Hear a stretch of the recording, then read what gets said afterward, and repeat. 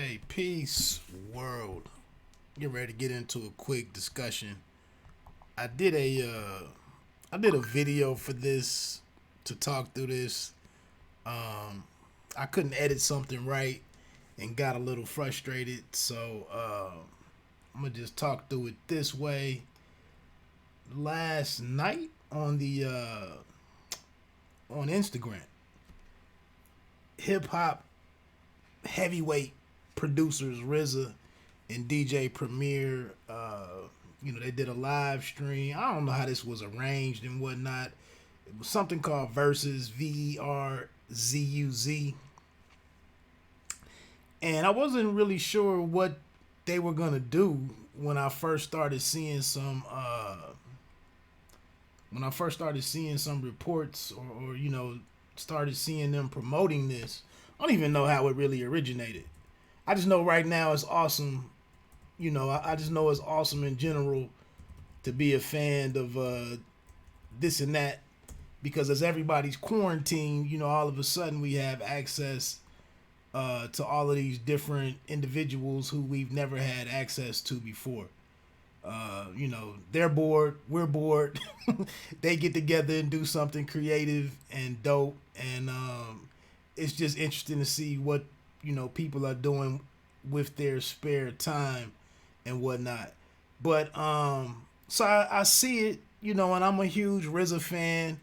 DJ Premier has long been, my favorite producer, and so I wasn't sure if they were gonna try to produce some tracks on live, and I was like, that wouldn't.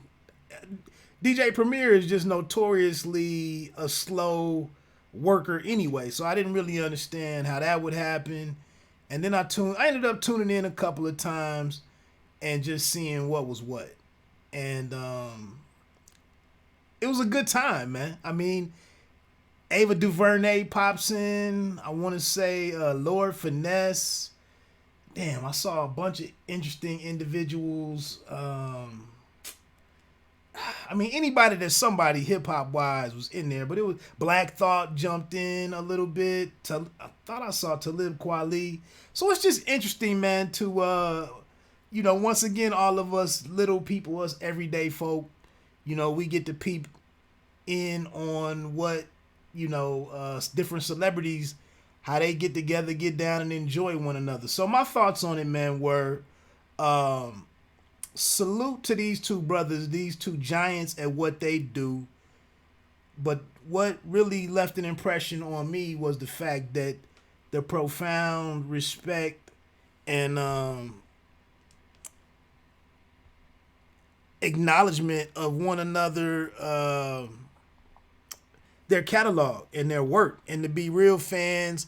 They're not acknowledgement. There it is. I just wanted to make I just wanted to make sure. I mean, to respect one another's craft. And I mentioned this earlier on the video that I did. I always felt like the DJ or the producer was the brains behind the operation. And I know that doesn't sound right, because you obviously have guys out with the mic like a Rakim, a Big Daddy Kane, an Ice Cube, an Andre 3000, so on and so forth. But I always felt like the DJ always has so much more responsibility.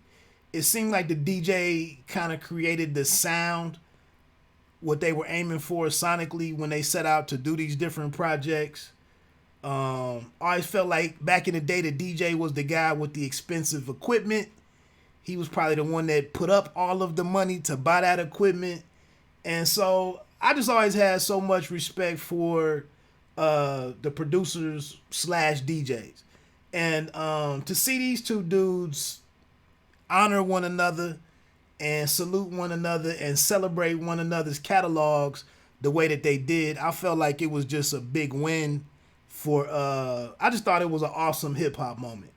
And then again, to see an individual like Ava DuVernay, writer, director, producer, and whatnot in the film world, to see her pop in and have love for those. And I think she's from Oakland. I want to say she's from the West Coast. But I just thought that was dope. And then, like I said, all the other individuals, it was, you know, you wouldn't have saw this in 2019 or in 2018. You know, it had to take some weird ass situation like this whole quarantine thing for us to get this type of moment. So, looking at the tracks, I mean, I wasn't too big on declaring a winner. I wouldn't argue with anybody. The one thing that my one takeaway is that RZA's catalog is really impressive. I've never really looked at RZA as one of my top producers per se, or my top hip hop producers per se, but I obviously was very familiar with his catalog. And I mentioned this. I did a little critique of the Hulu series, the Wu-Tang An American Saga, I think is the name of it. But I mentioned it on there that there has to be a way to figure out how to go in depth with showing how finding some of these beats, putting some of these beats together, finding those samples that he found.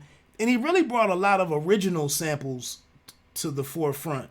You know, Protect Your Neck, Shame on a Ninja, on the end, Bring the Pain, Cream, especially as funky, as soulful as the song is that they took Cream from, was just phenomenal. Triumph, this Long Kiss Goodnight, I think that's a what's my man, Al Green, I think that's an Al Green record. Ice Cream, I mean, that was Brooklyn Zoo. That's what was so dope with his production, was like, it was almost like a new Prince Paul, you know, taking all of it in the Hit Squad, Shockley, and the Shockley family with that don't sound right. But I didn't research any of this, but it was just to take all these different songs, these different sounds and small samples, and fit all this stuff together and create this universe that he did for Wu-Tang, for the sound, for the Wu-Tang Clan sound. And then to string that out and kind of tailor it to each MC who dropped a solo record, all of that was really just phenomenal to me. And I mean, I gave him his credit, but last night this is an opportunity to take a fresh look at exactly what he did, and his catalog stands up with the rest of these guys. You know, and working in the the kung fu sound effects, and coaching these guys through all of this stuff, especially if you've been checking out that series on Hulu or you checked out season 1. You know, he is what he is. And it's almost a shame honestly, it's almost a shame. I know we heard about the beats that he lost. I guess it was a flood or a fire at the Wu-Tang Mansion or something years ago. But supposedly he lost a lot of beats in that incident. And you know, it's just what great music did we get robbed from hearing that we just never know. Now, one thing I'll say, I'm not a big fan. I honestly felt like Method Man got the short stick on production for his first album. And I don't know, thinking of it just before I recorded this, maybe it was such a rush to get his project out there that it just doesn't have the depth that Iron Man and the Purple Tape, you know, only built for Cuban links. Maybe that's the reason why it doesn't have the depth of those projects. Even Brooklyn Zoo, or not Brooklyn Zoo, but Return to 36 Chambers, ODB's solo album. Even it had better music than Method Man's first album, in my opinion. But maybe Method Man, maybe he just wasn't as demanding, or didn't have the same ear as all the other guys. But I just felt like, for some reason, man, they never delivered the project that that a lyricist like that you would have wanted for a guy like Method Man. But some of the best singles, I mean, Method Man was a dope single. I can't even think of the lead off, the one with the countdown on it on the second project. But RZA's his track record speaks for itself. Wu Gambino's was one that he played.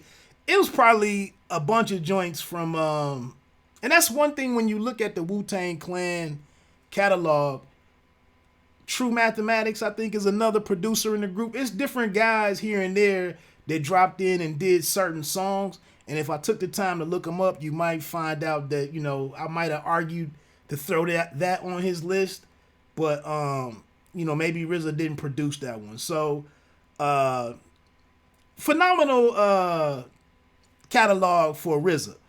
But I think DJ Premier, I think based on what and watching Premier all these years and kind of seeing him play the background comfortably and be such a great ambassador for hip hop music, I don't really even fit in the way that he was putting his music on and kind of curating the whole live in general. It just seemed like Premier was just being Premier, and it really didn't matter that he win or, you know, he be considered the winner. But I felt like, man, to only have 4 Gangstar songs on here for his 28 joints,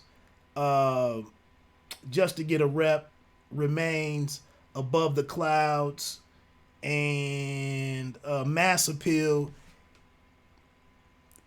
Premier was point shaving. He was point shaving, man. But there was one 10-8 round, definitely 10-7 round, maybe. At the 24th song was when RZA played Triumph, and then Premier came back with Represent from Nas. It was almost like Premier again just deferred to the greatness of Triumph, and was like, I'm not even gonna try to put nothing up against that. I'm gonna just let that ride and get the love that it should get. But he came up with, you know, he put on Crooklyn, the Crooklyn Dodgers joint. And I see he finished with I Gave You Power versus A Better Tomorrow from RZA. That was the 28th and final matchup. A Better Tomorrow versus I Gave You Power, which was a phenomenal Nas song, a very unique record, an original record.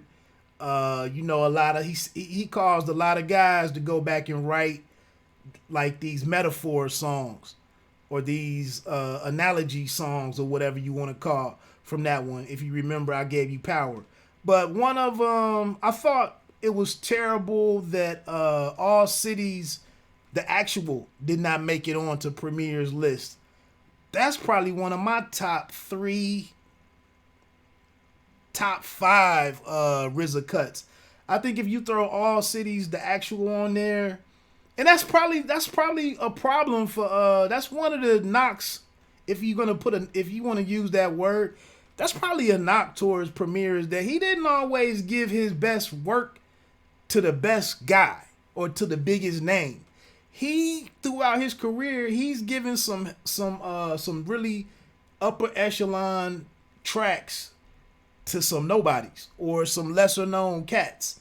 And again, I just think that's part of his makeup. He's just been such a great ambassador for the genre, and I don't know. I don't want to call him a bad businessman or none of that. You know, obviously he's doing phenomenal work with the greats like B.I.G., Jay, and Nas. I mean, when you work with those 3, what more do you have to do? But yeah, I think, like I said, I almost thought that the real hip hop from Daz Effects, I almost thought that didn't make it on the list, but that was before I tuned in. But that was a big one. What else? Another one that he missed that he didn't put on here. Like I said, only 4 Gangstar records, and for Manifest not to be on here alone. Manifest is however they recorded Manifest, like the sound of it, if you played it right now, it really comes through your speakers like a modern record. There's some older joints from the 90s, even from the aughts. If you play those sometimes, they don't always sound that good 5 and 10 years later. But if you put Manifest in right now, it still has that crisp production to it that makes it sound like a current record. But the sample, I mean, nobody else has ever sampled Manifest, whatever the song that they took that from. It's just a very unique record. It's one of the first times that we hear Guru's voice, which is one of the best voices in hip hop of all time. So for Manifest not to be on here, he's point shaving a little bit.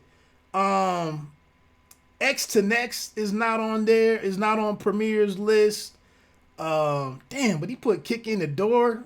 That was disgusting. New NY State of Mind. I also missed that one, but that's a huge Nas joint.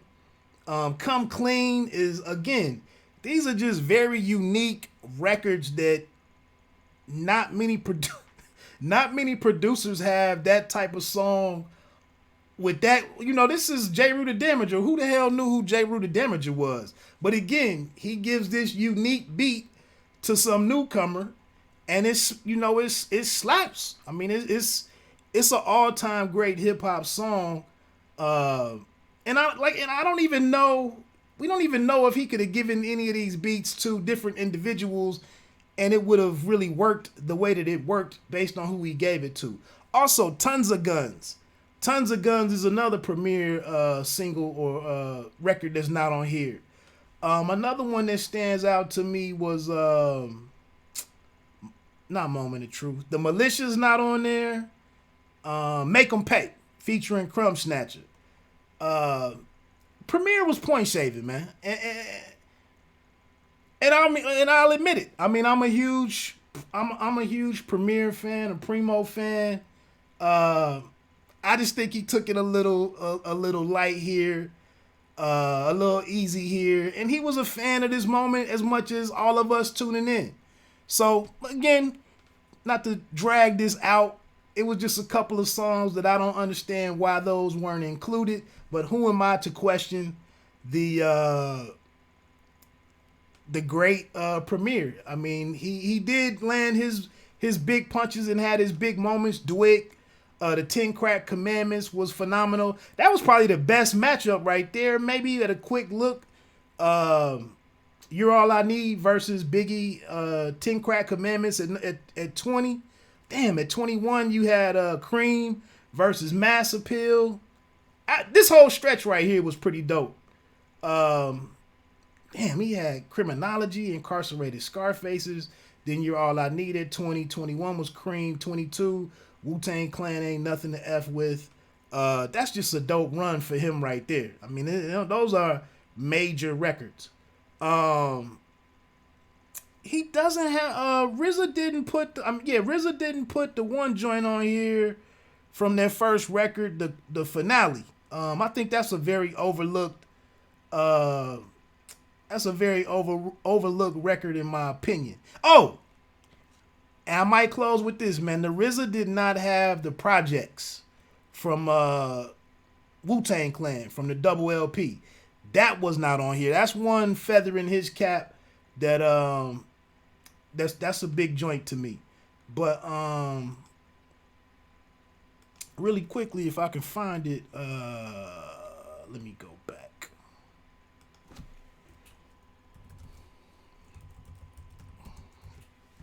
I thought I'm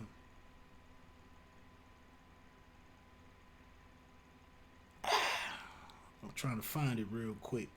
Damn, Clan in the Front wasn't on there. So, like I said, man, this is an eye opener just to see how big the RZA was when he was completely immersed in hip hop. Damn, Bring the Ruckus, that wasn't on there. Bring the Ruckus. Man, when you have big albums to go to like that, you know, that's phenomenal. But Tears. I think Tears is the album is the song that I'm talking about. That was a very slept on joint from Enter the Wu-Tang, 36 Chambers. and that's because it changed.